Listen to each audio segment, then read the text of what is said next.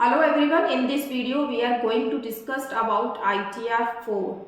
ITR 4 आपका जो है income tax return filing form है, इसको हम सुगम फॉर्म भी कहते हैं। इस वीडियो में हम डिस्कस करेंगे कि ITR फॉर्म आप कैसे फाइल कर सकते हैं, कौन कौन से मोड है उसके, कैसे आप ऑनलाइन फाइल कर सकते हैं, कैसे आप ऑफलाइन फाइल कर सकते हैं, कौन एलिजिबल है ITR 4 फाइल करने के लिए, कौन कौन सी ऐसी इनकम है जो ITR 4 के थ्रू आप रिपोर्ट कर पाएंगे, और ITR 4 को फाइल करने से पहले आपको क्या क्या डिटेल अपने पास रख लेनी है सो दैट आपको रिटर्न फाइलिंग में किसी भी तरीके की कोई भी प्रॉब्लम ना आए।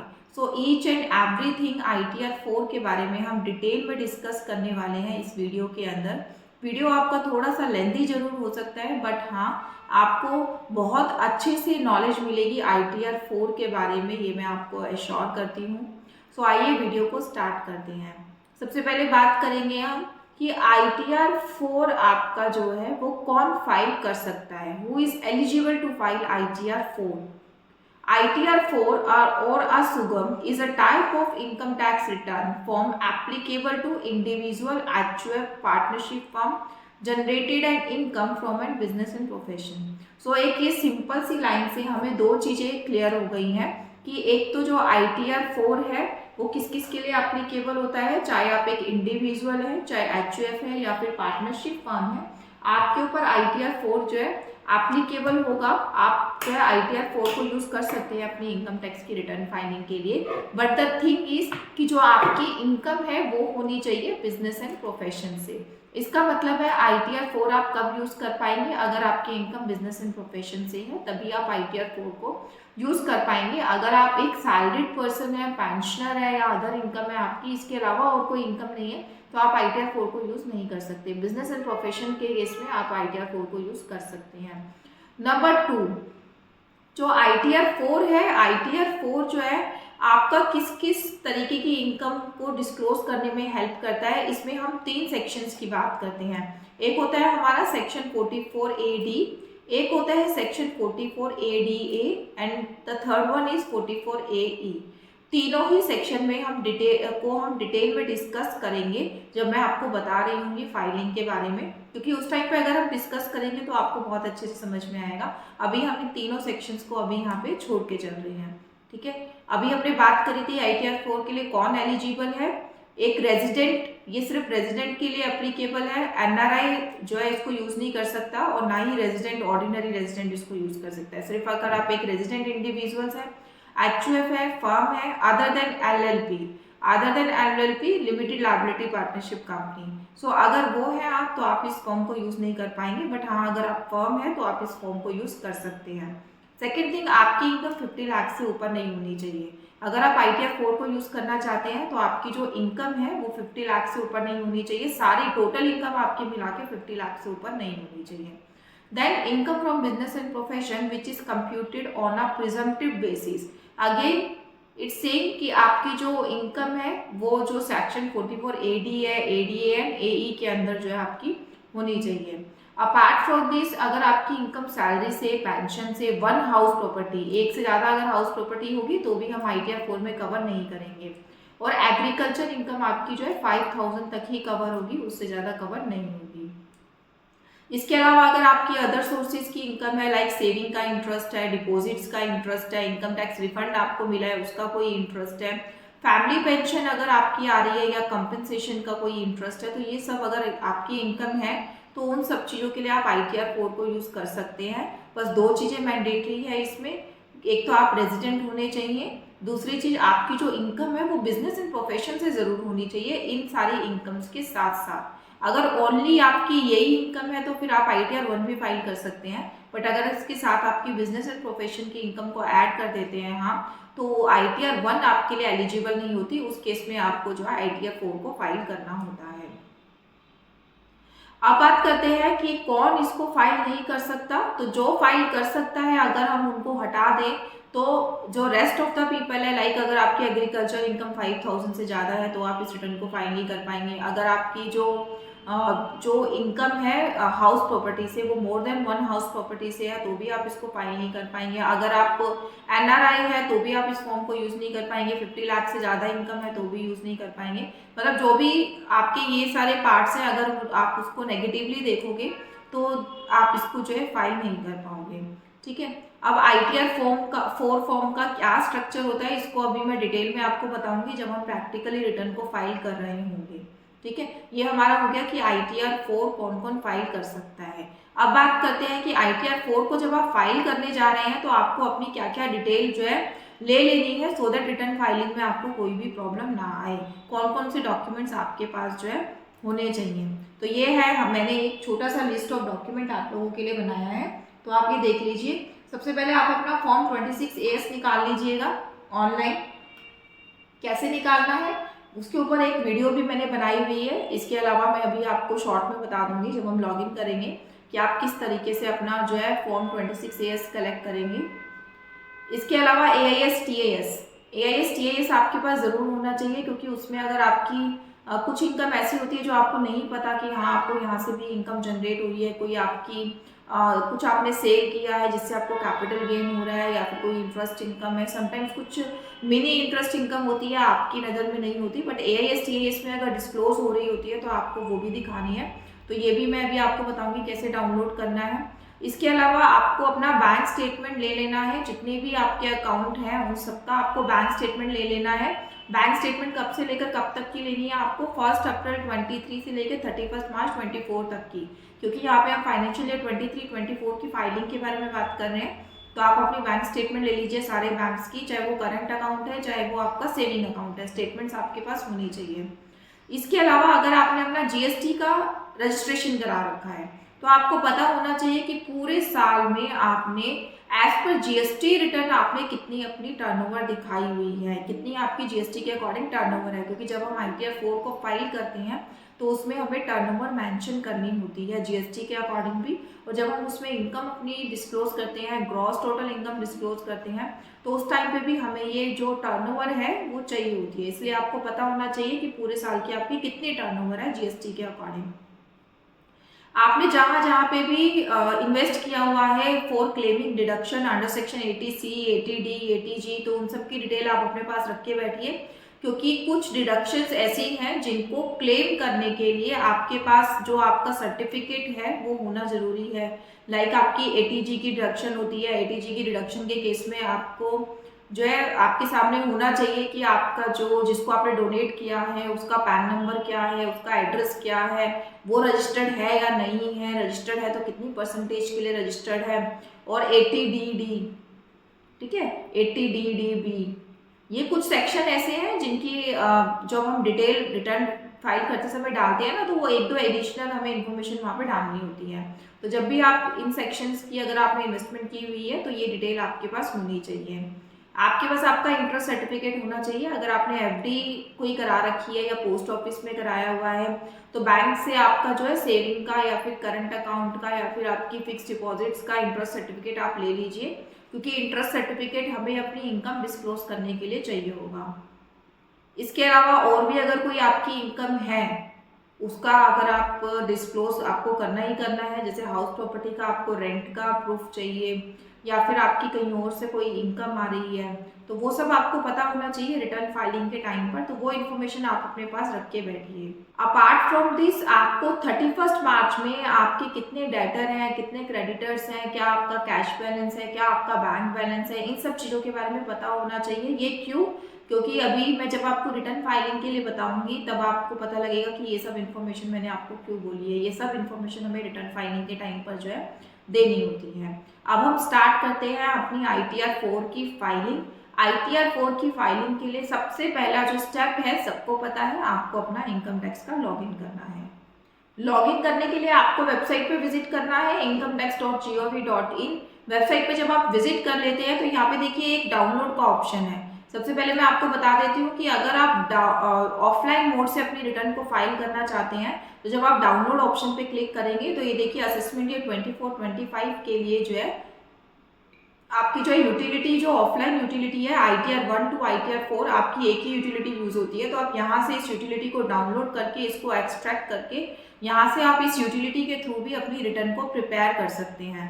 दोनों मेथड बिल्कुल सेम है, चाहे आप ऑनलाइन फाइल करें चाहे ऑफलाइन फाइल करें, बट डिफरेंस बस इतना है कि ऑफलाइन में आपको ये यूटिलिटी डाउनलोड करके काम करना है और ऑनलाइन में अपना मैं डायरेक्ट इनकम टैक्स का लॉगिन करके वहां से रिटर्न फाइलिंग को स्टार्ट कर देती हूँ।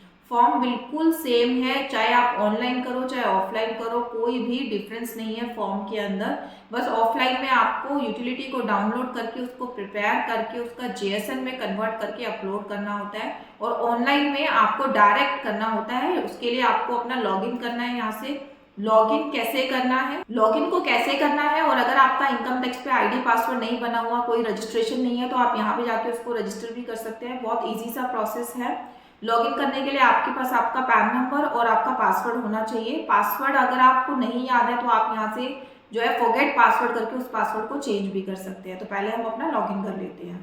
इनकम टैक्स पे लॉगिन करने के बाद आपको ई फाइल पे जाना है, इनकम टैक्स रिटर्न पे जाना है, फाइल इनकम टैक्स रिटर्न पे जाना है। फाइल इनकम टैक्स रिटर्न पे जब आप जाएंगे तो आपके पास ऑप्शन है कि आप कौन से असेसमेंट ईयर की रिटर्न फाइल कर रहे हैं। हम 24-25 की फाइल कर रहे हैं, प्लस ऑनलाइन मेथड हम यहाँ से सिलेक्ट कर रहे हैं। मैंने आपको ऑफलाइन के बारे में बताया था। जब आप ऑफलाइन सिलेक्ट करते हैं जेएसएन में कन्वर्ट करने के बाद, यहाँ ऑफलाइन पे क्लिक करने के बाद आपको वो जेएसएन अपलोड करनी होती है। Today we are talking about online process. तो ऑनलाइन पे हमने क्लिक किया और यहाँ से कंटिन्यू करने के बाद ये देखिए दोनों ऑप्शन आ रहे हैं। अगर आप पहले से ही इस रिटर्न के ऊपर काम कर रहे थे और आपने किसी वजह से रिटर्न को बीच में छोड़ दिया था, तो आप ऐसा मत समझिएगा कि आपका डाटा लॉस हो गया। आपको वो डाटा यहाँ पे प्रीफिल्ड रहता है, यहाँ पे सेव रहता है। आप यहाँ पे अगर ऐसा कुछ होगा तो यहाँ पे आपकी रिटर्न रिज्यूम का ऑप्शन देगा, आप उस पर क्लिक करके उसी रिटर्न पे दोबारा से वर्किंग कर सकते हैं। हम यहाँ पे फ्रेश फाइलिंग करने जा रहे हैं, इसलिए हमने क्लिक किया स्टार्ट न्यू फाइलिंग। अब आपको सिलेक्ट करना है कि किसकी आप रिटर्न फाइल कर रहे हैं। हम इंडिविजुअल्स की बात कर रहे हैं, हमने इसके ऊपर क्लिक किया, देन कंटिन्यू। कंटिन्यू करने के बाद अब आपसे ये फॉर्म पूछ रहा है कि कौन से फॉर्म को आप फाइल करने जा रहे हैं। अभी तक जो है 3 फॉर्म हमारे लाइव हुए हैं इनकम टैक्स के पोर्टल पे, ITR 1, 2 and 4। Today we are talking about ITR 4। So हमने ITR 4 पे क्लिक कर दिया। जैसे ही आप ITR 4 पे क्लिक करेंगे तो यहाँ पे आपको बता रहा है एक बार फिर से कि किस किस के लिए जो रिटर्न है वो रेलिवेंट है। अगर आप इनमें से नहीं हो या फिर आपकी इनकम ऐसी नहीं है तो आपको अपना रिटर्न फॉर्म अभी से ही चेंज कर लेना है, क्योंकि आपके लिए फिर ITR 4 नहीं बनी है। किनके लिए ये है ये मैं ऑलरेडी स्टार्टिंग की वीडियो की स्टार्टिंग में आपसे डिस्कस कर चुकी हूँ, आप उसको दोबारा देख सकते हैं। Proceed with ITR 4। ITR 4 पे जब हमने प्रोसीड किया तो इन्होंने आपको देखिए 3 स्टेप्स का जो है वो बता रखा है कि आपको कैसे कैसे रिटर्न भरनी है, बट एक्चुअली में 3 स्टेप नहीं है। आगे देखते हैं कि कितने स्टेप हमें देखने को मिलेंगे। Let's get started. अब हमारी रिटर्न फाइलिंग जो है स्टार्ट हो गई है। सबसे पहला आपको क्वेश्चन पूछा जा रहा है, are you filing income tax return for any of the following reason. सबसे पहले वो आपसे पूछते हैं कि आप ये इनकम टैक्स की रिटर्न फाइल ही क्यों कर रहे हैं, आप ये बता दीजिए। उसका सिंपल सा एक ही रीजन है 90% केसेस में कि मेरी जो टैक्सेबल इनकम है वो मोर देन एग्जेम्पशन लिमिट है। यानी कि अगर आप ओल्ड टैक्स रेजिम में रिटर्न फाइल कर रहे हैं तो आपकी जो टैक्सेबल इनकम की जो लिमिट होती है वो 2.5 एंड अबव होती है। अगर आप न्यू टैक्स रेजिम की बात करें तो 3 लाख से ऊपर आपकी इनकम है, इसीलिए आप इनकम टैक्स की रिटर्न को फाइल करने जा रहे हैं। इसके अलावा भी कुछ केसेस होते हैं 7th प्रोवाइजो ऑफ सेक्शन 139(1) में, जिसके चलते हमें रिटर्न फाइलिंग करनी पड़ सकती है, ऑल्दो आपकी इनकम इतनी ना हो। जैसे कि आपका जो इलेक्ट्रिसिटी बिल है वो आपने 1 लाख से ज़्यादा पे किया है, या आपने फॉरेन ट्रैवलिंग में 2 लाख से ज़्यादा स्पेंडिंग करी है, या आपने करंट अकाउंट में या सेविंग अकाउंट में एक पर्टिकुलर लिमिट से ऊपर आपने अगर डिपॉजिट कराया है, तो कुछ पॉइंट्स दिए हुए हैं 7th प्रोवाइजो में। अगर आपने वो सब किया है तो आपको रिटर्न फाइलिंग करना जो है मैंडेटरी है। तो उस केस में आपको इन ऑप्शंस को सिलेक्ट करना है। हमारे केस में हम फर्स्ट ऑप्शन को सिलेक्ट कर रहे हैं, देन कंटिन्यू। कंटिन्यू करने के बाद अब आपसे जो है आपको देखिए ये 6 स्टेप का इन्होंने प्रोसेस बताया कि पहले आपको अपनी पर्सनल इन्फॉर्मेशन को कंप्लीट करना है, फिर आपको अपनी ग्रॉस टोटल इनकम यानी कि किस किस सोर्स से आपको इनकम आ रही है वो सब आपको इसमें डालनी है। देन आपको अपनी एग्जेम्प्ट इनकम डिस्क्लोज करनी है, फिर जितनी भी आप डिडक्शंस क्लेम करना चाहते हैं वो आपको डालना है। देन आपको टैक्सेस पेड, आपने चाहे TDS से किया हो, TCS से किया हो, या सेल्फ असेसमेंट टैक्स या एडवांस टैक्स, वो आपको टैक्सेस पेड में डालना होता है। फिर आपकी फाइनल टैक्स लायबिलिटी जो है कंप्यूट होके आती है। तो ये 6 स्टेप में जो है आपका पूरा प्रोसीजर है, आपको ये धीरे धीरे करके 1 बाय 1 इन स्टेप को जो है कंप्लीट करना है और फिर आपकी रिटर्न फाइलिंग का प्रोसेस हो जाएगा कंप्लीट। तो सबसे पहले हमारा भी जो स्टेप आया वो आया पर्सनल इन्फॉर्मेशन का। पर्सनल इन्फॉर्मेशन को सबसे पहले आपको क्लिक करके फिल कर लेना है। ये देखिए जो आपकी नेक्स्ट स्टेप है ना वो अभी हाईलाइट नहीं हो रही है, जैसे जैसे आप स्टेप को कंप्लीट करते रहेंगे वैसे वैसे आपका नेक्स्ट स्टेप जो है हाईलाइट होता रहेगा। तो सबसे पहले हमारा फर्स्ट स्टेप है पर्सनल इनकम, पर्सनल इन्फॉर्मेशन, तो हमने उस पर क्लिक कर लिया। पर्सनल इन्फॉर्मेशन में मोस्ट ऑफ द चीजें आपको प्रीफिल होके आएंगी, आपको बस उसको एक बार चेक करना है।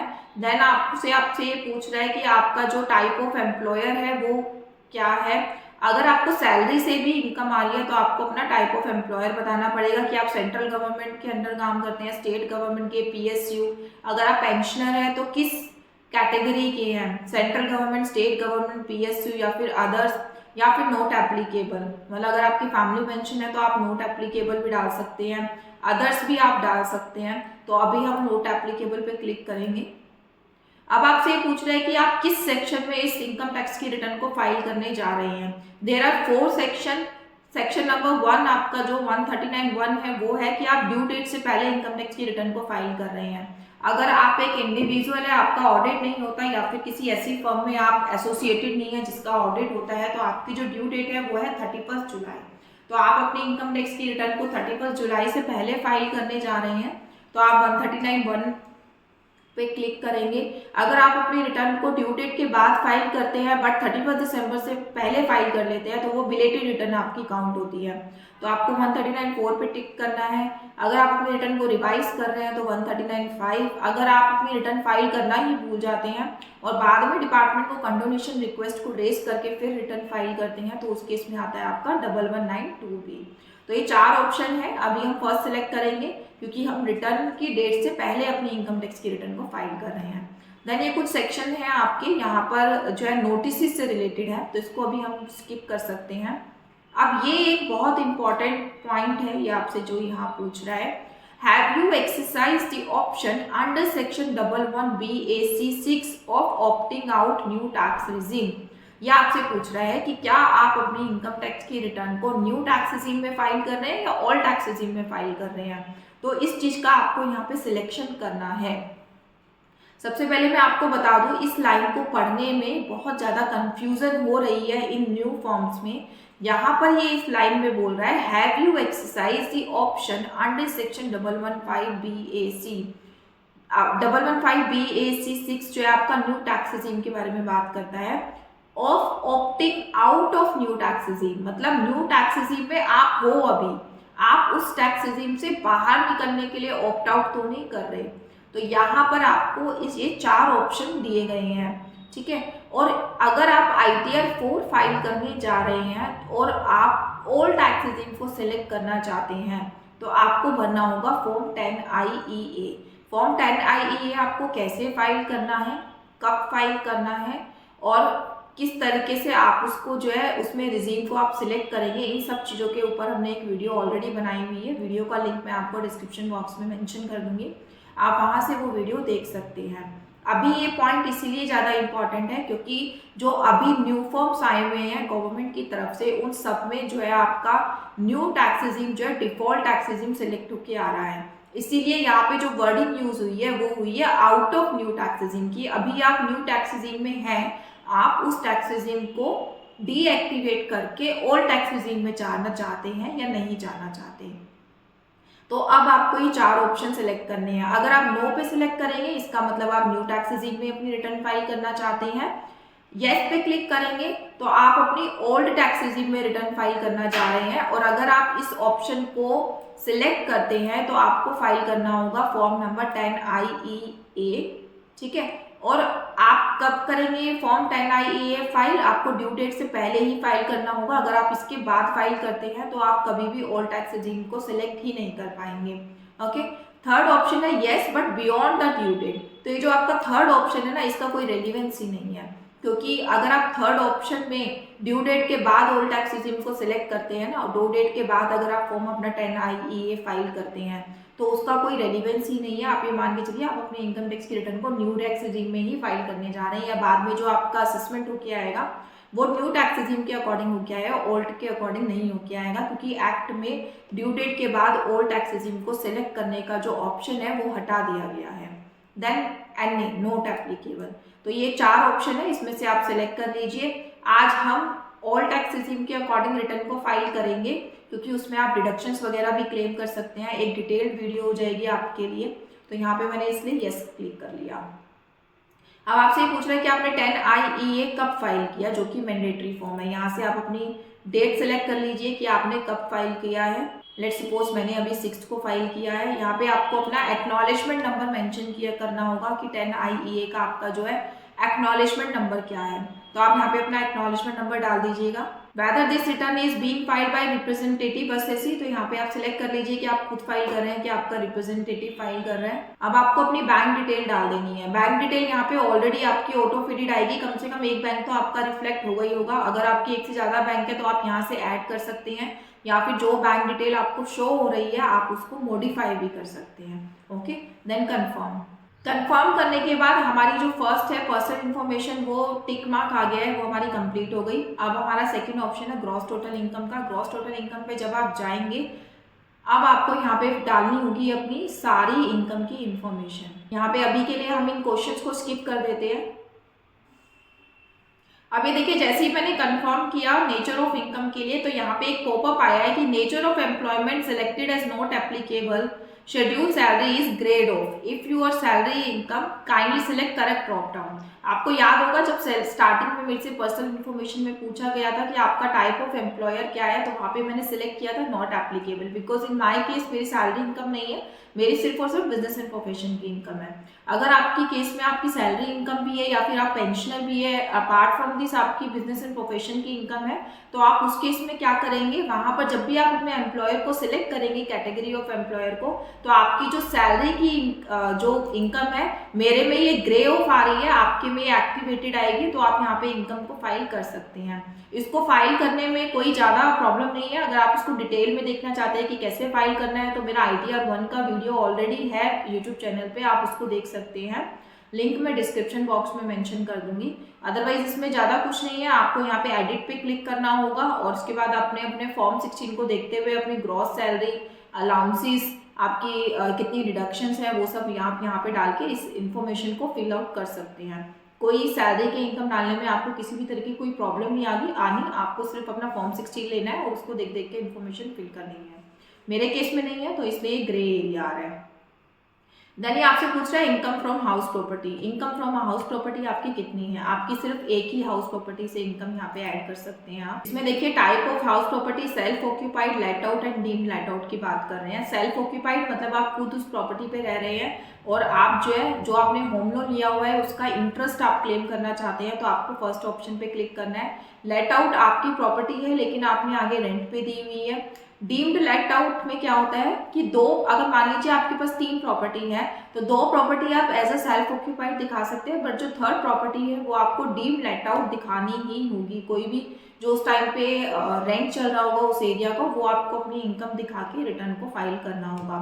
तो हमारे केस में जो है इंटरेस्ट इनकम है, इसलिए मैं सेल्फ ऑक्यूपाइड पे क्लिक करूंगी। सेल्फ ऑक्यूपाइड पे क्लिक करके आप ये देखिए कितना आप इंटरेस्ट पे कर रहे हैं अपने बोरोड कैपिटल पे, आप यहाँ पे उस इंटरेस्ट के अमाउंट को मेंशन कर सकते हैं। मैक्सिमम अमाउंट जो आपको अलाउ होता है वो 2 लाख रुपीस का अलाउ होता है। इसी तरीके से अगर आपकी लेट आउट प्रॉपर्टी है और आपने उस प्रॉपर्टी पे भी होम लोन लिया हुआ है, तो उस केस में आपको अपना सबसे पहले ग्रॉस रेंट मेंशन करना होता है। आपने जो हाउस रेंट वगैरह पे किया है वो आप अमाउंट यहाँ पे मेंशन करते हैं। फिर आपकी टैक्स कैलकुलेट में डिडक्शन अपने आप एप्लीकेबल होती है, 30% की फ्लैट डिडक्शन आपको मिलती है डिपार्टमेंट की तरफ से। देन आपने कितना बोरोड कैपिटल पे, यानी कि होम लोन पे आप कितना इंटरेस्ट पे कर रहे हैं, आप यहाँ पे वो अमाउंट मेंशन करते हैं। ये जो इंटरेस्ट का अमाउंट होता है आपका होम लोन के, इसके अमाउंट जो है 2 लाख रुपए रेस्ट्रिक्टेड है अगर आपकी सेल्फ ऑक्यूपाइड प्रॉपर्टी है, बट अगर आपकी रेंटेड प्रॉपर्टी है तो उस केस में कोई लिमिट नहीं है। आप इसमें जितना भी आप एक्चुअली पे कर रहे हैं होम लोन का इंटरेस्ट, वो सारा आप यहाँ पे क्लेम कर सकते हैं। ठीक है, तो फिर यहाँ पे आपकी वो हाउस प्रॉपर्टी की जो इनकम है यहाँ से ऐड हो जाए। अब ये दोनों इनकम भरने के बाद सैलरी और हाउस प्रॉपर्टी, अब हमारी नेक्स्ट इनकम आ रही है income from business and profession. ये बहुत इंपॉर्टेंट इनकम है जिसके लिए हम ITR 4 को सिलेक्ट कर रहे हैं रिटर्न फाइलिंग के लिए। तो इसको हम अब डिटेल में देखने वाले हैं। Add details. अब यहाँ पे देखिए ये तीन सेक्शंस के बारे तीन तरीके के बिजनेस के बारे में आपसे बात कर रहा है कि आपकी जो इनकम है वो बिजनेस से है, प्रोफेशन से है या गुड्स कैरेज से है। अगर मैं सेक्शन वाइज बात करूं तो बिजनेस का मतलब है सेक्शन 44A-D, प्रोफेशन का मतलब है सेक्शन 44A-D-A, गुड्स कैरेज का मतलब है 44A-E। अब हम इन तीन सेक्शंस को समझेंगे। मैंने आपको पहले बताया था कि आगे जाके मैं इसके बारे में बताऊंगी, तो अब ये सही टाइम है कि इन सेक्शंस के बारे में बात की जाए। सबसे पहले सेक्शन की बात करते हैं। सेक्शन 44A-D आपका क्या होता है, ठीक है।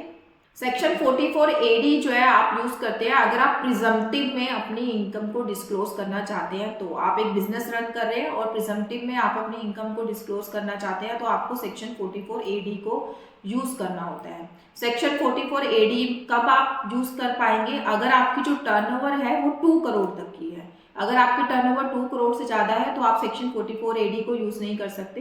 अगर आपकी टर्नओवर 2 करोड़ से कम है तो आप इस सेक्शन को यूज़ कर पाएंगे। और आपको इनकम कितनी डिस्क्लोज करनी होती है? 8%। 8% अगर आपकी जो ग्रॉस टर्नओवर है वो आपकी जो है कैश में है, यानी कि आपके पास जो रिसिप्ट आ रही है वो अगर कैश में आ रही है तो उसका 8% आपको इनकम शो करनी होती है। और अगर आपकी बैंक में आ रही है, ऑनलाइन ट्रांजेक्शन से आ रही है, तो आपको 6% तक अपनी जो इनकम है वो शो करनी होती है। और ये जो 2 करोड़ का क्राइटेरिया है वो इस बार के बजट से बढ़ाकर जो है बजट 23 यानी कि फाइनेंशियल ईयर 23-24 में अगर आपकी 3 करोड़ की भी टर्नओवर है तो भी आप इस सेक्शन 44A-D को यूज कर पाएंगे। बट द थिंग इज कि आपकी जो कैश की ट्रांजेक्शन होनी चाहिए पूरे साल की वो आपकी 5% ऑफ टर्नओवर से ज़्यादा नहीं होनी चाहिए, ठीक है। तो आप सेक्शन 44A-D को यूज कर सकते हैं। सेक्शन 44A-D को यूज करने का जो सबसे बड़ा बेनिफिट जो ये होता है वो ये होता है कि आपको बुक्स ऑफ अकाउंट्स मेंटेन करने की जरूरत नहीं है, आपको अपना ऑडिट कराने की जरूरत नहीं है। इन्होंने अपनी जो है इनकम को फिक्स कर दिया कि आपको अपनी मिनिमम 8% और 6% इनकम तो डिस्क्लोज करनी है। तो आप इस सेक्शन को यूज कर पाएंगे। अगर मैं आपको शॉर्ट में बताऊं सेक्शन 44A-D के बारे में, 44A-D आपका सेक्शन है, इसको 2 पार्ट्स में इन्होंने डिवाइड किया है। आपकी टर्नओवर 3 करोड़ है और 2 करोड़ है। 3 करोड़ टर्नओवर आपकी पहले नहीं थी, इसी असेसमेंट ईयर से इन्होंने एप्लीकेबल करी है। ये आप कब यूज कर सकते हो? 3 करोड़ तक अगर आपकी जो कैश ट्रांजेक्शन है वो आपकी 5% से कम है। 2 करोड़ की जब आपकी टर्नओवर होगी तो आप 44A-D को यूज कर ही पाएंगे, वो 2 करोड़ की टर्नओवर से नीचे। अब बात करते हैं कि आपको अपनी कितनी इनकम इसमें डिस्क्लोज करनी होती है। तो जो भी आपकी टर्नओवर है, चाहे वो 3 करोड़ है चाहे वो 2 करोड़ है, उसको फर्दर इन्होंने जो है 2 पार्ट्स में डिवाइड कर दिया। आपकी जो टर्नओवर है उसका आपको 8% शो करना होगा। अगर आपकी जो इनकम है वो इनकम आपकी जो है ऑफलाइन मोड से आ रही है या फिर कैश में आप कह रहे हो कि कैश में ग्रॉस रिसिप्ट्स आपको हो रही है, तो मैं अभी के लिए यहाँ पे कैश यूज कर लेती हूँ। आपको 6% टर्नओवर कब यूज करनी है? अगर आपकी ऑनलाइन ट्रांजेक्शन से इनकम आ रही है तो। लेट्स सपोज मेरी 30 लाख की टर्नओवर है, ठीक है। 30 लाख में मेरा जो है 20 लाख तो ऑनलाइन ट्रांजेक्शन से आ रहा है और 10 लाख मेरे को कैश में रिसीव हो रहा है। तो 10 लाख का 8% इनकम मैं दिखाऊंगी फिक्स्ड अमाउंट। 8% से आप ज्यादा दिखा सकते हो, 8% से कम नहीं दिखा सकते। अगर आपको 8% से कम दिखाना है या 6% से कम दिखाना है तो आपको ऑडिट के लिए जाना होगा। तो सेक्शन जो ये ITR 4 है वो आपके ऊपर एप्लीकेबल नहीं है। और 20 लाख का 6% मेरे को इनकम अपनी दिखानी है अगर मैं ऑनलाइन से मेरे को बिजनेस आ रहा है 20 लाख रुपीज का। तो ये एक छोटा सा फंडा है सेक्शन 44A-D का। तो जब आप अपनी रिटर्न को फाइल कर रहे हैं तो यहाँ पे सबसे पहले आपको अपना नेम ऑफ बिजनेस डालना है, जो भी आपके बिजनेस का नेम है, लाइक गर्ग ट्रेडिंग कंपनी और गर्ग स्टील फर्नीचर, जो भी आपका बिजनेस का नाम है वो आप डालेंगे यहाँ पे। फिर आपको अपना बिजनेस कोड सेलेक्ट करना है। बिजनेस कोड की बहुत लंबी चौड़ी लिस्ट है, आप आराम से देखिएगा कि आपके ऊपर कौन सा कोड एप्लीकेबल होता है। देन आप यहाँ पे डिस्क्रिप्शन भी डाल सकते हो डिटेल में कि किस चीज़ का आपका बिजनेस है। फिर उसके बाद आपको यहाँ पे अपनी ग्रॉस टर्नओवर डालनी है। ग्रॉस टर्नओवर मतलब आपको कितना आपकी टर्नओवर है, ठीक है। पहले आपको जो है वो मेंशन करनी है यहाँ पर, उसमें से कितना आपको बैंक में आ रहा है, कितना आपको कैश आ रहा है। यहाँ पर अगर मैं अपने एग्जांपल में देखूँ तो मेरे बैंक में आ रहा था 20 लाख रुपीज, तो यहाँ पर मैं डालूंगी 20 लाख रुपीज और यहाँ मैं डालूंगी 10 लाख रुपीज जो मेरे को कैश में आ रही है। तो टोटल मेरी टर्नओवर हो जाएगी 30 लाख रुपीज अपने आप यहाँ पे ऑटो कैलकुलेट होके आ रही है। फिर उसके बाद मेरी जो इनकम है 6% ऑफ 1, मतलब 20 लाख का 6% मेरे लिए देना जरूरी है, और 10 लाख का जो है 8%। तो यहाँ पर 10 लाख का 8% अगर मैं लूँ तो यहाँ पे मेरा कितना आ जाएगा, 80,000 रुपीज, ठीक है। और 6% 20 लाख का 1,20,000 रुपीज, तो मेरी टोटल इनकम हो गई 2 लाख रुपीज की। आप ये 6% और 8% आपको एग्जैक्ट दिखाने की जरूरत नहीं है। अगर आपको लगता है कि आपका बिजनेस इससे ज्यादा आपको इनकम देता है तो आप इस परसेंटेज को ज्यादा कर सकते हैं, बट हाँ, आप इससे कम नहीं कर सकते हैं। फिर आप कर देंगे ऐड करने के बाद अब आपका जो सेकंड कॉलम है वो है प्रोफेशनल इनकम का, कि अगर आपकी बिजनेस एंड प्रोफेशन से इनकम है तो प्रोफेशनल इनकम में आपका कौन सा सेक्शन एप्लीकेबल होता है, सेक्शन 44A-DA, ठीक है। तो ये सेक्शन क्या कहता है, अब इसके बारे में बात कर लेते हैं हम। नेक्स्ट सेक्शन है आपका 44A-DA का, जो मेरा प्रोफेशन वाला कॉलम आ रहा था। सेक्शन 44A-DA की इनकम हम वहाँ पे डिस्क्लोज करते हैं। ये आप कब सेक्शन यूज कर पाएंगे, अगर आपकी जो ग्रॉस रिसिप्ट है वो 50 लाख तक होगी। तो 50 लाख से अगर ज़्यादा है तो आप इस सेक्शन में रिटर्न को फाइल नहीं कर सकते। अगर 50 लाख से कम है तो आप इसको सेक्शन को यूज कर सकते हैं। इसमें एक चेंज आया था बजट 23 से रिलेटेड, कि आप जो है ये 50 लाख की लिमिट एज ए 75 लाख, यानी कि 75 लाख की इनकम तक भी आप इस सेक्शन को यूज कर सकते हैं। बट द थिंग इज कि जो आपकी ग्रॉस रिसिप्ट है उसका 5% से ज़्यादा कैश रिवेन्यू नहीं होना चाहिए। तो जैसे हमारा 44AD में कंडीशन थी 5% वाली 3 करोड़ के टर्नओवर के लिए, ऐसे ही 50 लाख से 75 लाख की अगर आपको ग्रॉस रिसिप्ट को यूज करना है तो आपकी जो टर्नओवर है वो 5% से ज़्यादा कैश रिसिप्ट नहीं होनी चाहिए। और ये जो आपकी सेक्शन 44ADA है ये कुछ ही बिजनेस के लिए एप्लीकेबल होता है, जैसे कि आपका स्पेसिफिकली लीगल का बिजनेस है, मेडिकल का बिजनेस है, इंजीनियरिंग और आर्किटेक्चर बिजनेस में है आप, अकाउंटेंसी का बिजनेस है आपका, इंटीरियर डेकोरेशन, या फिर any other profession specified by CBDT. CBDT time to time notifications के थ्रू कुछ प्रोफेशंस को जो है स्पेसिफाई करता रहता है। अगर आप इन सब प्रोफेशन से रिलेटेड है तो आपके ऊपर सेक्शन 44ADA एप्लीकेबल होगा। सेक्शन 44AD में आप अपने रिटर्न को फाइल नहीं कर सकते। अब इस सेक्शन में आपको कितनी इनकम अपनी डिस्क्लोज करनी होती है, जो इनकम डिस्क्लोज का क्राइटेरिया होता है वो होता है आपका 50% ऑफ ग्रॉस रिसिप्ट। आपको जो मिनिमम इनकम अपनी शो करनी है वो आपको मिनिमम 50% ऑफ ग्रॉस रिसिप्ट तो इनकम शो करनी ही है, इससे कम आप शो नहीं कर सकते अगर आप सेक्शन 44ADA को यूज कर रहे हैं। तो अगर आप ये चैलेंज करते हैं कि नहीं मेरी इनकम तो इससे भी कम है 50% ऑफ ग्रॉस रिसिप्ट से, तो उस केस में आपको कराना पड़ सकता है ऑडिट। ऑडिट के थ्रू ही आप इस रिटर्न को बिलो 50% फाइल कर पाएंगे। उसका फॉर्म भी आपका दूसरा होता है, उस केस में आप ITR 4 को यूज नहीं कर सकते। तो अगेन मैं अगर इसको सिंप्लीफाइंग वे में आपको बताऊं तो सेक्शन आपका 44AD है, इसमें भी दो आपकी लिमिट है 50 लाख 75 लाख। 75 लाख अगर आपका 5% वाला क्राइटेरिया अगर आप यूज करते हैं तो ठीक है, और 50 लाख आपका कब यूज होगा, मतलब सबके लिए अगर आपकी 50 लाख से कम ग्रॉस रिसिप्ट है तो आप इस रिटर्न को यूज कर सकते हैं। और आपको इसमें प्रॉफिट कितना दिखाना है, 50%। चाहे आप 75% का यूज करें चाहे 50 लाख का यूज करें, आपको ग्रॉस प्रॉफिट अपना 50% तो दिखाना ही दिखाना है, इससे कम आप दिखा नहीं सकते। तो ये हो गई आपकी सेक्शन 44ADA की डिटेलिंग। अब आपको इसको भरना कैसे, इसको भरने के लिए आपको प्रोफेशन पे क्लिक करना है, देन अगेन अपने बिजनेस का नेम बताना है, बिजनेस कोड आपको सिलेक्ट करना है कि आपका किस चीज़ का बिजनेस है। देन आपको अपनी ग्रॉस रिसिप्ट बतानी है कि आपको इलेक्ट्रॉनिक मोड से कितना आ रहा है और कैश मोड से कितना आ रहा है। यहाँ पे चाहे आप किसी भी मोड में आपको रिसीविंग हो रही हो, चाहे इलेक्ट्रिक मोड में चाहे कैश मोड में, जो आपको प्रॉफिट डिस्क्लोज करना है वो मिनिमम 50% तो आपको डिस्क्लोज करना ही करना है। 44AD के अकॉर्डिंग कैश का और बैंक ट्रांसफर का जो है कोई अलग अलग बाइफिकेशन नहीं है इस सेक्शन के अंदर। तो यहाँ पे हमने अपना लेट्स सपोज मैं अपना सेम अगर क्राइटेरिया लेके चलूँ तो 20 लाख मेरा वैसे था, 10 लाख मेरा कैश में था।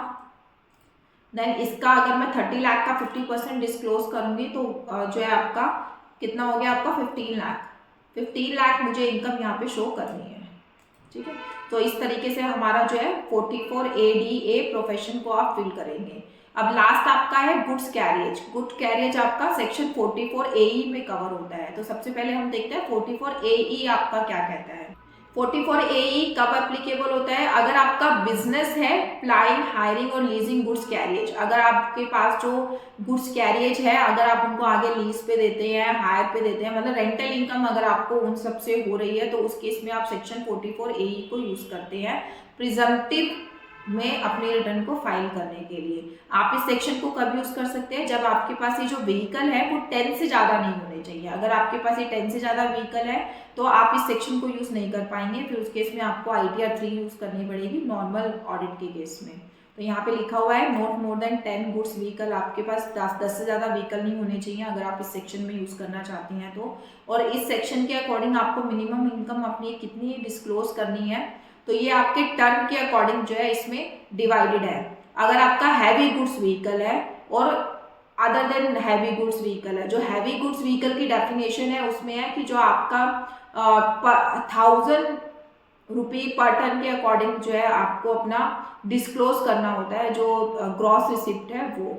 और अगर आपका नॉर्मल गुड्स व्हीकल है तो आपको मिनिमम 7500 जो है पर मंथ अपनी इनकम दिखानी होगी एक गुड्स व्हीकल से। तो यहाँ पे आपको जो है ये देखना है कि आपका जो व्हीकल है वो हैवी है या नॉर्मल है। हैवी की डेफिनेशन है कि 12,000 किलोग्राम से ज़्यादा उसकी वेट लोडन से ज़्यादा नहीं होनी चाहिए, वेट लोड करने की कैपेसिटी, ठीक है। इससे कम है तो आपका जो है नॉर्मल गुड्स कैरियर जिसमें आ जाएगा। और आपको इनकम कितनी डिस्क्लोज करनी है? वो करनी है 7500, minimum 7500 and 1000 per ton in case of heavy goods. तो यहाँ पे एक एग्जाम्पल भी हमने दिया हुआ है कि मान लीजिए आपके पास जो है 9 गुड्स व्हीकल है और पर मंथ पर गुड्स व्हीकल आपको 7500 तो शो करना ही है, तो 7500 इंटू 9 तो इतनी आपकी जो है मंथली इनकम हो जाएगी। और अगर मैं एनुअली इनकम की बात करूँ तो 12 से मल्टीप्लाई करके आपकी ये हो जाएगी 8,10,000। तो इस आर्टिकल में वैसे मैंने बड़ा डिटेल में दिया है, इस वीडियो में मैं इतना कवर नहीं करूँगी सेक्शन 44AE के बारे में, अदरवाइज हमारी जो रिटर्न फाइलिंग की वीडियो है वो बहुत ज़्यादा लेंथी हो जाएगी। अगर आप इसको डिटेल में देखना चाहते हो तो आप इस आर्टिकल को देख सकते हैं। सारे आर्टिकल्स के लिंक मैं अपने डिस्क्रिप्शन बॉक्स में मेंशन करूंगी, सबको आप डिटेल में रीड कर सकते हैं यहाँ से। तो अभी के लिए आप इतना समझ लीजिए कि ये सेक्शन कब एप्लीकेबल होगा? अगर आपके 10 से कम गुड्स व्हीकल है तब। और कितनी इनकम आपको डिस्क्लोज करनी है? 7500 पर मंथ तो आपको डिस्क्लोज करनी ही है पर व्हीकल की इनकम, इससे कम आप डिस्क्लोज नहीं कर सकते। ओके, तो अब हम देखते हैं रिटर्न में इसको कैसे फाइल करना है। गुड्स कैरिज पर जब आप क्लिक करेंगे, अगर अगेन आपको नेम ऑफ बिजनेस बताना है, बिजनेस कोड डालना है, डिस्क्रिप्शन देनी है, देन उसके बाद आपको अपने गुड्स कैरिज की जो है डिटेल्स बतानी है कि जो आपके पास है उसकी आपको पूरी डिटेल बतानी है। उसके लिए आपको अपने व्हीकल का रजिस्ट्रेशन नंबर, आपका अपना है या आपने लीज पे लिया हुआ है वो सब डिटेल, उसकी कैपेसिटी कितनी है, ठीक है, टन्स में आपको उसकी कैपेसिटी बतानी है, number of months in which goods carriage was on, कितने टाइम के लिए आपने गुड्स कैरेज को जो है आपने ऑन किया हुआ था।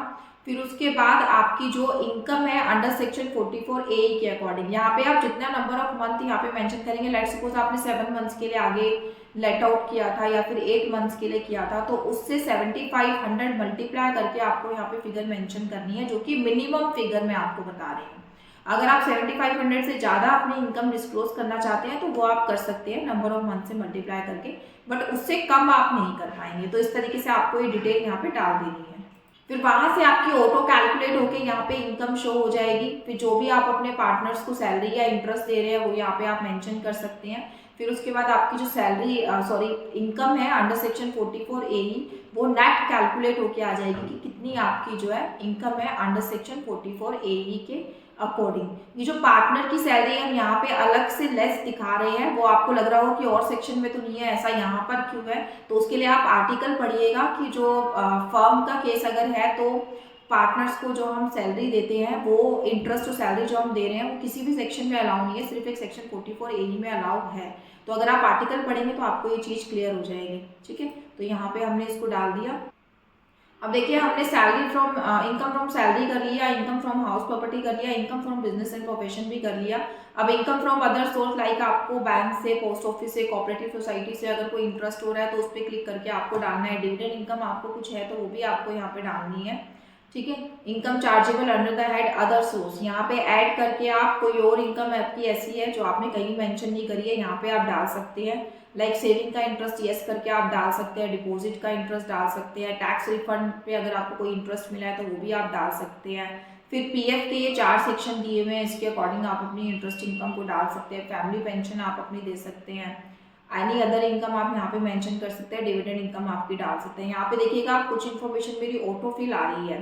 तो स्टार्टिंग में मैंने आपको एआईएस और टीआईएस के बारे में बताया था कि वो हमें डाउनलोड करना है, ठीक है। तो वो आपको डाउनलोड कहाँ से करना है, जब आपका लॉगिन किया हुआ है आपने तो यहाँ पे एआईएस का ऑप्शन है, यहाँ से आपका एआईएस डाउनलोड हो सकता है, हो जाता है। और ई फाइल पे इनकम टैक्स रिटर्न पे व्यू फॉर्म 26 यहाँ से आप अपना 26 डाउनलोड कर सकते हैं, ठीक है। जब आप अदर इनकम डाल रहे होते हैं तो यहाँ पे एक बार 26 एआईएस टीआईएस अपना जरूर चेक कर लीजिए, क्या उसमें आपकी कोई इंटरेस्ट इनकम ऐसी शो हो रही है जिसकी इन्फॉर्मेशन आपको नहीं है। तो वहाँ से आप उसको डिटेल चेक करके उस इनकम को यहाँ पर ऐड कर सकते हैं। अगर आपको नॉलेज नहीं थी तो अब आपको पता लग जाएगा, क्योंकि जो इन्फॉर्मेशन हम इनकम टैक्स की रिटर्न में मेंशन करते हैं अगर वो मेरे एआईएस टीआईएस से मैच नहीं हो रही या 26 एएस से मैच नहीं हो रही तो फ्यूचर में नोटिस के चांसेस 110% है। तो अभी से ही आप चेक कर लीजिए कि आपका कोई ऐसा इनकम तो नहीं है जो आप छोड़ रहे हैं, वो आपने यहाँ पे ऐड नहीं किया। ओके, ये सब करने के बाद अब देखिए मेरा ग्रॉस टोटल इनकम भी कंफर्म हो गया है। नेक्स्ट है हमारा एग्जाम्प्ट इनकम। अगर आपकी कोई एग्जाम्प्ट इनकम है तो यहाँ पर आप डाल सकते हैं। फाइनेंशियल पर्टिकुलर्स ऑफ बिजनेस, ये आपके बहुत इंपॉर्टेंट है। जब मैंने लिस्ट ऑफ वो बताई थी डिटेल कि आपको क्या क्या डिटेल अपने पास रखनी है, तो आपको याद होगा मैंने क्रेडिटर्स, डेटर्स, कैश, बैंक ये सब आपको बताया था। वो इसी पेज के लिए बताया था। ये जो स्टार वाले आपके पॉइंट्स हैं ये आपके डालने मैंडेटरी है। अगर आपकी कोई फिगर नहीं है तो आप यहाँ पे 0 मार्क कर सकते हैं, बट आपको कुछ ना कुछ यहाँ पे जरूर डालना है। तो आप पे आपको अपनी सन्ड्री क्रेडिटर्स 31 मार्च में कितने हैं वो जरूर मेंशन करनी है।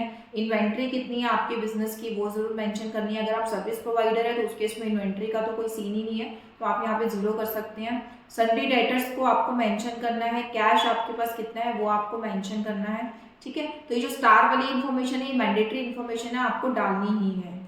नेक्स्ट स्क्रीन है आपकी जीएसटी इन्फॉर्मेशन से रिलेटेड। जीएसटी इन्फॉर्मेशन में देखिए आपको अपना जीएसटी नंबर डालना है अगर आप जीएसटी में रजिस्टर्ड हैं तो, और जीएसटी के अकॉर्डिंग आपकी कितनी टर्नओवर है, आउटवर्ड सप्लाई है, वो यहाँ पे आपको मेंशन करनी है। इसीलिए मैंने डिटेल में कहा था कि आपको ये पता होना चाहिए कि आपकी जीएसटी के अकॉर्डिंग टर्नओवर कितनी है। तो यहाँ पे आपको ये दोनों डिटेल डाल के चलनी है। देन आपकी कोई एग्जाम्प्ट इनकम है तो आप यहाँ डालेंगे। कैटेगरी ऑफ एग्जाम्प्ट इनकम इन्होंने दे रखा है कि आपकी एग्रीकल्चर इनकम है या फिर आपकी कोई एलआईसी मैच्योर हुई है जो कि एग्जाम्प्ट कैटेगरी में आ रही है, तो वो सब आप यहाँ से अपना सिलेक्ट करके अपनी एग्जाम्प्ट इनकम डाल सकते हैं। नेक्स्ट है आपका कॉलम टोटल डिडक्शंस का। अब यहाँ पे आपको अपनी डिडक्शंस डालनी है कि आप क्या क्या क्लेम करने जा रहे हैं। अगर आप ऑल टैक्सेस सिलेक्ट करके चल रहे हैं तो आप सारी तरीके की डिडक्शंस क्लेम कर सकते हैं। मोर देन 70 डिडक्शन ऐसी है जो आप क्लेम कर सकते हैं अंडर ओल्ड टैक्स रेजिम, जबकि न्यू टैक्स रेजिम में हार्डली 1 या 2 डिडक्शंस होती हैं जो आपको मिलती हैं। एक तो आपकी 80 CCT 2 होती है कि अगर आपका एम्प्लॉयर एनपीएस में कॉन्ट्रीब्यूशन कर रहा है तो एक आधी और अलाउंसेस होते हैं जो आप क्लेम कर पाएंगे। अदरवाइज ओल्ड टैक्स रेजिम में आप सारी तरीके की डिडक्शन क्लेम कर सकते हैं। तो यहाँ पे जस्ट आपको उस पर्टिकुलर डिडक्शन के आगे येस नो पे मार्क करना है और उस डिडक्शन का अमाउंट डाल देना है, ठीक है। जो भी आपकी डिडक्शन है उस पर टिक करके यहाँ पे आपको अमाउंट अपना फिल करके डिडक्शन को आप क्लेम कर सकते हैं। फिर ये कुछ सेक्शन है डिटेल में जिसकी आपको प्रॉपर इन्फॉर्मेशन देनी होती है। लाइक आपने डोनेशन करी है तो ये आपसे आपका पैन नंबर भी मांगेगा, डोनेट जिसको आपने डोनेट करी है उसका पैन नंबर मांगेगा, एड्रेस मांगेगा। तो ये सब इन्फॉर्मेशन आपको अपनी रिसिप्ट के अकॉर्डिंग जो है फिल करनी होती है। तो ये डिटेल आपके जो है ब्लॉक्स है, इनको जब आप खोलोगे तो कुछ नहीं है, बहुत ईजी टू फिल है, आप इसको ईजिली फिल कर सकते हैं। अब हमारा नेक्स्ट है टैक्स पेड। टैक्स पेड पे आपकी सारी इन्फॉर्मेशन आती है, चाहे वो आपका टीडीएस है, टीसीएस है, सेल्फ असेसमेंट टैक्स है, एडवांस टैक्स है, सारी इन्फॉर्मेशन आप यहाँ पे डाल के चलते हैं। ये जो इन्फॉर्मेशन है ये आपकी ऑटो पिक हो जाएगी आपके 26 AS से। अगर आपने कोई सेल्फ असेसमेंट टैक्स पे करा है तो आपको यहाँ पे जाके उस टैक्स को ऐड करना है। एडवांस टैक्स अगर आप पे कर रहे हैं तो 99% केसेस में वो ऑटो फिल होके आएगा आपका। जस्ट आपको चेक करना है कि सारी इन्फॉर्मेशन आपकी डिस्क्लोज सही से हो रही है या नहीं हो रही है, फिर आप इसको कंफर्म कर देंगे। अगर आपको इस रिटर्न फाइलिंग के दौरान भी कोई टैक्स बनता है, ठीक है, तो उस टैक्स की पेमेंट कराने के बाद आपको ये नहीं समझना है कि हमने पेमेंट करा दी और हमारा काम खत्म। पेमेंट कराने के बाद उस चालान की डिटेल को यहाँ पर सेल्फ असेसमेंट टैक्स पेमेंट में जाके आपको ऐड करना है, तभी आपकी वो जो टैक्स पेमेंट है वो वैलिडेट मानी जाएगी। Okay, confirm. अब हमारे ये सारे टैब जो है फिल हो गए हैं। लास्ट टैब है टोटल टैक्स लायबिलिटी। इसमें हमें कुछ नहीं करना, जो भी लायबिलिटी है ऑटो कैलकुलेट होके आएगी मेरी टोटल इनकम, उसके ऊपर कितना मेरा टैक्स बन रहा है, कितनी मुझे रिबेट मिलेगी, कितना मेरा हेल्थ एंड एजुकेशन सेस है, कितने मेरे टैक्सेस हैं, कितना मेरा रिलीफ है। तो जो भी मेरा इंटरेस्ट लगकर सारा जो टैक्स है ना, टोटल टैक्स मेरा यहाँ पे अपने आप ही ऑटो कैलकुलेट होके आएगा। अगर कोई रिफंड बनता है तो रिफंड, टैक्स बनता है टैक्स, जैसे अभी जीरो आ रहा है, ना रिफंड है ना टैक्स है, तो वो सारी फिगर्स मेरी जो है ऑटो कैलकुलेट होके यहाँ पे आएगी। तो इस पर्टिकुलर टैब में मुझे कुछ नहीं करना। ये देखिए हमारे सारे टैब्स जो है कंफर्म्स हो गए हैं। प्रोसीड जब हम करेंगे तो आपके पास देखिए मेरे पास रिफंड आ रहा है, मेरे को रिफंड ऑफ ₹37,750। अगर मेरा टैक्स पेबल होता तो भी यहाँ पे लिख के आता, टैक्स पेबल होता तो यहाँ पे पे नाउ का ऑप्शन होता, पे नाउ पे क्लिक करके आप उसकी पेमेंट कर सकते थे ऑनलाइन मोड से। अभी मेरा राइट नाउ रिफंड आ रहा है, और अगर कोई टैक्स या रिफंड नहीं होता तो यहाँ पे जीरो आता। तो रिफंड के केस में आपको क्या करना है, जो आपने बैंक डिटेल्स डाली है उसको एक बार दोबारा वैलिडेट कर लेना है बैंक को, नहीं तो रिफंड जो है प्रॉब्लम करेगा, रिफंड आपका इजीली आएगा नहीं। तो बैंक आपका वैलिडेट होना चाहिए इन केस ऑफ रिफंड। अब यहाँ पे प्रीव्यू रिटर्न का ऑप्शन है, आपको प्रीव्यू रिटर्न के ऑप्शन में एक बार अपनी रिटर्न को डिटेल्ड में चेक कर लेना है। ठीक है, जब मैं सारी डिटेल कर दूंगी तो यहाँ पे प्रीव्यू का ऑप्शन एक्टिव हो जाएगा। इस पे जब मैं क्लिक करूंगी तो मेरी पूरी रिटर्न जो भी मैंने अभी फिल करी है सारी डिस्क्लोज होगी। उसको मुझे डिटेल में चेक करना है। आप 2-3 टाइम जितनी बार हो सकता है उसको अच्छे से चेक कर लीजिए, क्योंकि रिटर्न एक बार अपलोड हो गई तो आप उसको ठीक नहीं कर पाएंगे, फिर तो सीधा रिवाइज रिटर्न का ही ऑप्शन है आपके पास। तो इसको चेक करने के बाद ऑप्शन आएगा अपलोड रिटर्न, आपको अपलोड रिटर्न पे क्लिक करना है, फिर उस रिटर्न को वेरीफाई करना है। अगर आप वेरीफाई उसी वक्त नहीं कर रहे हैं तो आपके पास 30 डेज का टाइम है रिटर्न को वेरीफाई करने का। रिटर्न वेरीफाई करना मैंडेटरी है, नहीं तो 30 डेज बाद आपकी जो रिटर्न है वो इनवैलिड हो जाएगी। ये मान लिया जाएगा कि आपने कभी इनकम टैक्स की रिटर्न को फाइल ही नहीं किया था। तो ये था आपका प्रोसेस ITR 4 को फाइल करने का। ITR 4 से रिलेटेड जो सेक्शंस मैंने अभी आपको डिटेलिंग में बताया, उन सबके लिंक मैं अपने डिस्क्रिप्शन बॉक्स में मेंशन कर दूंगी, आप वहाँ से चेक कर लीजिएगा। Thanks for watching my video पसंद आया हो तो हमारे यूट्यूब चैनल को लाइक और सब्सक्राइब ज़रूर कर लीजिएगा। And thanks a lot. अगर आपको कोई ऐसी क्वेरी है जो इस वीडियो में आंसर नहीं हो पाया है तो आप हमें कमेंट बॉक्स में कमेंट डाल के अपनी क्वेरी को फिर से पूछ भी सकते हैं। आपकी सारी क्वेरीज के आंसर देने की हम जो है बहुत ज़रूर कोशिश करेंगे। Thank you so much, thanks a lot.